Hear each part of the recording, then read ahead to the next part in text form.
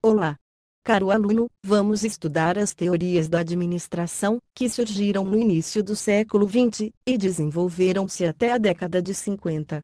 Neste primeiro vídeo, veremos a abordagem clássica da administração, segundo a visão dos engenheiros Taylor e Fayol.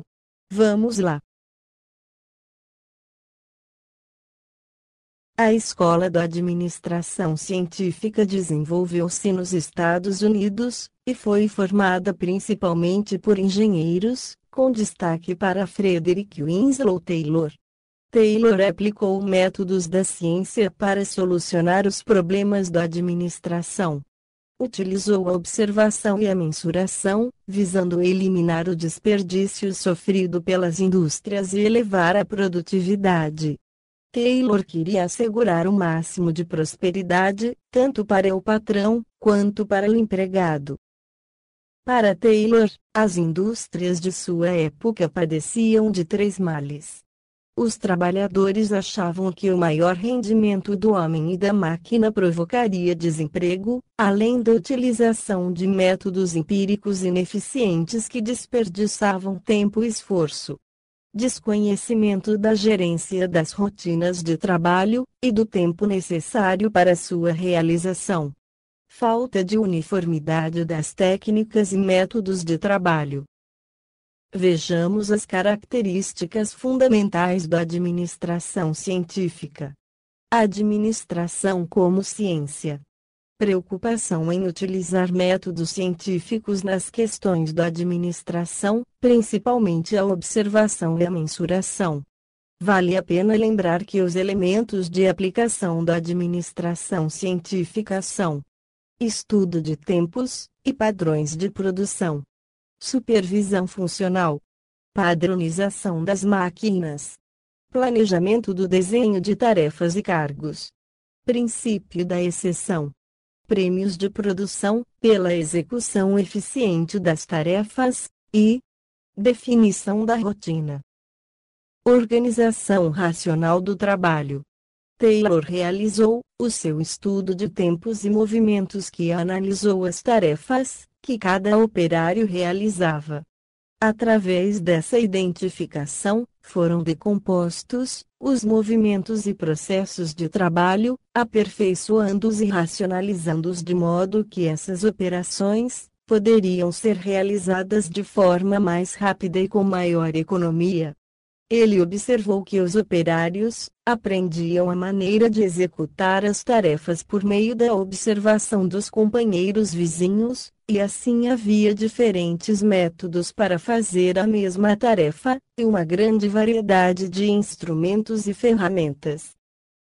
Essa tentativa de substituir métodos empíricos e rudimentares por métodos científicos, e assim chegar à eficiência, recebeu o nome de organização racional do trabalho. Em um segundo momento em seus estudos, concluiu que a racionalização do trabalho dos operários deveria ser acompanhada de uma estruturação geral da empresa e que tornasse coerente a aplicação dos seus princípios. Além disso, reduziu o desperdício através do controle das operações, com processos padronizados. A administração passa a utilizar métodos científicos de pesquisa e experimentos para formular princípios e estabelecer processos padronizados que permitam o controle das operações. A organização racional do trabalho se fundamenta em 9 aspectos para alcançar a padronização dos processos operacionais. Vamos comentar cada um desses aspectos. Análise do trabalho e estudo dos tempos e movimentos. O trabalho é executado de forma mais econômica por meio da análise das rotinas, divisão e subdivisão de uma tarefa. Analisou-se o trabalho realizado cujas tarefas foram decompostas em uma série ordenada de movimentos simples. Como resultado, foram eliminados os movimentos desnecessários e simplificados os movimentos necessários. Juntamente com a análise das rotinas, foi realizado com o auxílio de cronômetros, o estudo dos tempos e movimentos.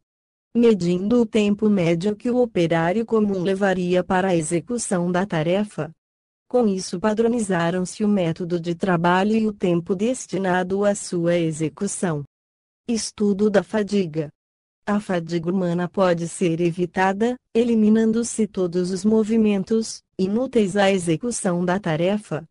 O operário deve agir da maneira mais econômica possível, de acordo com a anatomia e a fisiologia humana.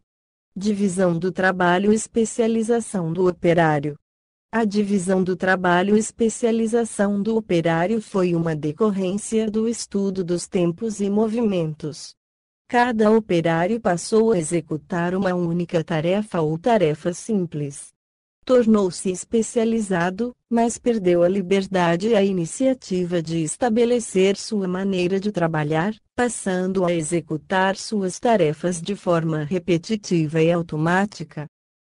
Desenho de cargos e tarefas. Tarefa é toda atividade executada por uma pessoa no seu trabalho. É a menor unidade possível dentro da divisão do trabalho. Já o cargo é o conjunto de tarefas. Taylor foi pioneiro ao estabelecer os cargos e especificar seu conteúdo. Da mesma forma, estabeleceu que as tarefas são desenhadas para uma execução automatizada por parte do trabalhador. Incentivos salariais e prêmios de produção. São para obter a colaboração do operário e para que ele trabalhe dentro dos padrões de tempo previstos. Taylor desenvolveu planos de incentivos salariais e de prêmios de produção, estabelecendo que o salário deveria ser baseado na produção e não fixo. O operário que produz pouco ganha pouco, e o que produz mais ganha mais. Além disso, quem fizesse sua tarefa em tempo inferior ao estipulado, ganharia prêmio de produção. Isto é um estímulo salarial. Homoeconômicos. Segundo esse conceito, toda pessoa é concebida e influenciada exclusivamente por recompensas salariais, econômicas e materiais, para garantir sua sobrevivência e de sua família. Condições ambientais do trabalho. Verificou-se que a eficiência depende não somente do método de trabalho e do incentivo salarial, mas também de um conjunto de condições de trabalho que garantam o bem-estar físico do trabalhador e diminuam a fadiga.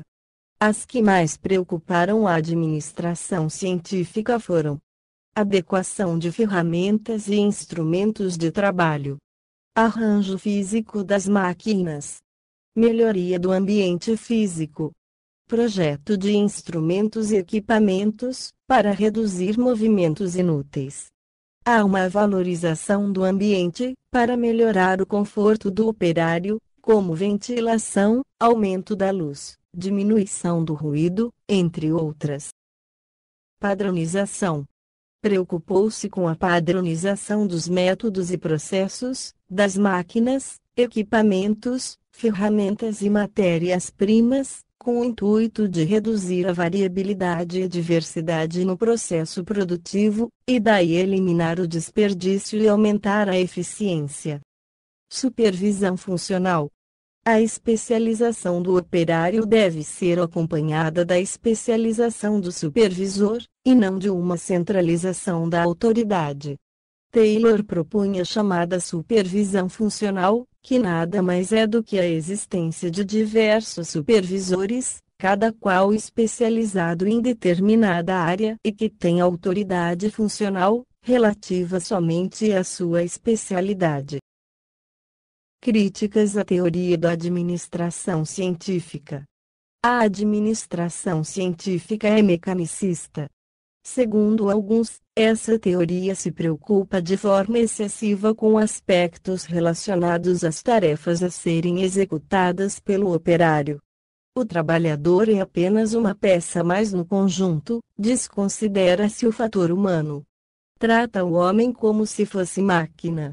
O mecanismo dessa teoria desconsiderou outros fatores motivacionais do homem além do dinheiro. Em vista disso, para muitos críticos, essa é a teoria da máquina. Visão microscópica do homem. Vê o homem como elemento capaz de produzir, esquecendo que ele é um ser social. A especialização excessiva nem sempre aumenta a eficiência. Taylor preconizava que a especialização do trabalhador através da divisão e subdivisão de tarefas aumentaria a eficiência dos resultados. Isso porque tarefas mais simples e padronizadas seriam mais facilmente ensinadas e controladas no momento da sua execução. Entretanto, esse excesso de especialização pode tirar do operário o sentimento de satisfação com sua ação profissional, tornando supérflua sua qualificação profissional. Mecanicismo da administração científica. A administração científica restringiu-se às tarefas e aos fatores diretamente relacionados com o cargo e a função do operário. Muito embora a organização seja constituída de pessoas, deu-se pouca atenção ao elemento humano e concebeu-se a organização como um arranjo rígido e estático de peças. Daí a denominação de teoria da máquina. Este é um resumo da primeira teoria administrativa. A Escola de Administração Científica de Taylor. Agora vamos conhecer um pouco da teoria clássica da administração, segundo a visão do engenheiro francês Henri Fayol. Em seguida faremos uma comparação, com o intuito de diferenciar a teoria científica e a teoria clássica. É importante salientar que para Fayol é necessário que a empresa possua 6 funções básicas, são elas: funções técnicas, relacionadas com a produção de bens ou serviços da empresa. Funções comerciais, relacionada com a compra, venda e permuta de bens. Funções financeiras, relacionadas com a procura e gerência de capitais. Funções de segurança, relacionadas com a proteção e preservação dos bens e das pessoas. Funções contábeis, relacionadas com inventários, registros, custos e estatísticas. Funções administrativas, relacionadas com a integração, coordenação e sincronização das 5 funções anteriores. Como vimos, Fayol dá um destaque maior em sua teoria clássica, nas funções administrativas definidas por prever, organizar, comandar, coordenar e controlar. Onde prever é visualizar o futuro e traçar programa de ação. Organizar é constituir o duplo organismo material e social da empresa. Comandar é dirigir e orientar o pessoal. Coordenar é ligar, unir, harmonizar todos os atos e todos os espaços coletivos. E finalizando, controlar é verificar que tudo ocorra de acordo com as regras estabelecidas e as ordens dadas. É a certificação de que todas as coisas ocorram em conformidade com o plano adotado, as instruções transmitidas e os princípios estabelecidos. O objetivo é localizar as fraquezas e os erros, no sentido de retificá-los e prevenir a recorrência. Caro aluno, lembre-se sempre da época em que essas teorias foram formuladas e o contexto em que estavam inseridas. No início do século XX, e que seus autores viveram as consequências da Revolução Industrial, e mais tarde, da Primeira Guerra Mundial. Em sua teoria, Fayol quer afastar qualquer ideia de rigidez, pois tudo em administração é questão de ponderação e de bom senso, portanto maleável e disposto a adaptar-se às circunstâncias. Vamos ver os princípios gerais de administração para Fayol. Divisão do trabalho. Visa a especialização das pessoas que realizam as tarefas e também a melhoria das próprias tarefas visando aumentar a eficiência. Autoridade e responsabilidade.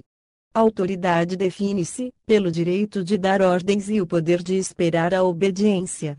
A responsabilidade é uma consequência natural da autoridade, e significa que o subordinado deve prestar contas. Disciplina identifica-se pela obediência, empenho no trabalho, e outras manifestações de comportamento respeitoso dos trabalhadores, em relação ao administrador. Unidade de comando.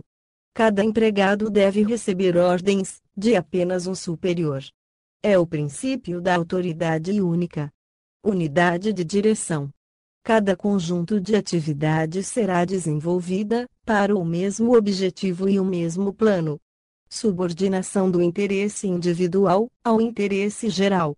Aqui, os interesses da empresa devem sobrepor-se, aos interesses particulares das pessoas. Remuneração do pessoal deve estar orientada para alcançar o máximo de satisfação, tanto para o empregado, como para o empregador. Centralização. Refere-se à concentração da autoridade, no topo da hierarquia da organização. Hierarquia ou cadeia escalar. O subordinado não pode ignorar ou se desviar, das linhas de autoridade, em função do princípio de comando. Ordem. Reflete a organização no local de trabalho. Um lugar para cada coisa, e cada coisa em seu lugar. Equidade. Amabilidade e justiça para alcançar a lealdade do pessoal. Estabilidade do pessoal. Quanto mais tempo uma pessoa permanece no cargo, tanto melhor para a empresa. Iniciativa. A capacidade de visualizar um plano, e assegurar pessoalmente o seu sucesso. Espírito de equipe. A harmonia e a união entre as pessoas, são a grande força da organização. Caro aluno. Administrar não é privilégio, unicamente do chefe. A função administrativa é compartilhada por todos os componentes da escala hierárquica, variando em intensidade, conforme o grau em que esteja colocado, o indivíduo encarregado de cada função. A teoria clássica de Fayol é baseada na preocupação com a estrutura e com o comportamento administrativo, constituída de uma cadeia de comando que interliga as posições da organização e define quem é quem na hierarquia. Essa estrutura é sempre analisada de cima para baixo e do todo para as partes. Finalizando, vamos ver as principais diferenças entre a administração clássica e a administração científica. Eficiência pela racionalização das tarefas do operário. Eficiência pela estrutura, anatomia e fisiologia. Enfoque de baixo para cima e das partes para o todo. Enfoque de cima para baixo, direção para execução, e do todo para as partes. Supervisão funcional. Unidade de comando. Enfoque no controle. Enfoque no controle organizacional. Chegamos ao final da teoria clássica. A seguir veremos a teoria das relações humanas e a teoria neoclássica.